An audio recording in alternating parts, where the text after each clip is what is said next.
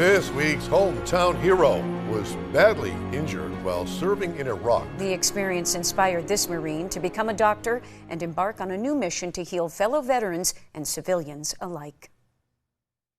I have a pretty large family. There's 6 boys in my family and 1 sister. So we just did a lot of teamwork. Everything we did, we're always doing together, and I found that there's a lot of value in that. The call to serve also came from family, following his 2 brothers into the Marine Corps and enlisting in 2005 while still in high school. They send all Marines to basic rifleman training. So you hold 2 positions. You got to be able to still do, let's say, if you're a plumber in the Marine Corps, well, you need to be a plumber, but you also need to know how to handle a weapon. Filtz received an unlikely assignment out of the gate, Mount Fuji, Japan. A very, very unique scenario, because that's usually not a place where someone straight out of boot camp goes. And I spent a year there literally at the base of Mount Fuji. Beautiful place. Then it was back to Camp Pendleton, where he was attached to the 1st Combat Engineer Battalion, one of the most decorated units within the Marine Corps, in preparation for base consolidation as the U.S. withdrew combat troops from Iraq starting in 2008. So then our job when we got there was to go and take, let's say there was 15 different outposts in a 15-mile radius.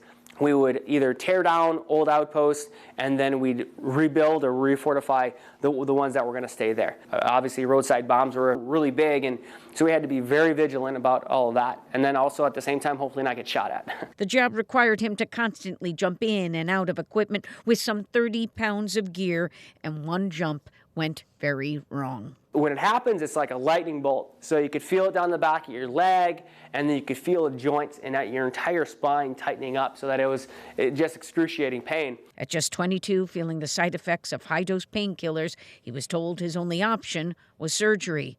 But this Marine thought there had to be another way. And I pushed back a bit, and I'm glad I did.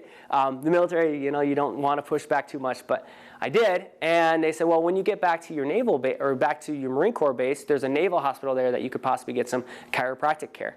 Now, I didn't know anything about chiropractic. I just knew I didn't want surgery and I didn't want drugs. He said the adjustments made him feel 10 times better, and the spark was ignited. Using military benefits, he put himself through UW-Stevens Point and Palmer College and celebrated 7 years this March operating his own practice, Foundation Chiropractic in Ashwaubenon. There are so many different things that veterans can do that are non-invasive. And that's one of the biggest things I try to do here is teach. You just teach people how your body works. When we're talking specifically just to the vets who have fought into the Middle Eastern wars, I mean, we're talking 60% of them. 60% of them have some type of issue with their spine or with their joints. Dr. Filtz specializes in instrument adjustments for patients who have anxiety about getting hurt with an adjustment by hand. It's the same principle. We're contacting the side of the vertebrae, and it administers a light force, like a pressure, which then moves the vertebrae, so then it takes pressure off of the joint. In fact, Doc is really a soft touch with a therapy dog named Maple, a pointer in honor of his alma mater. And he also has inspirational messages for patients to read as they walk by. Is it that you were a Wisconsinite that makes you this dedicated to what you're doing now? Or was it the Marine Corps?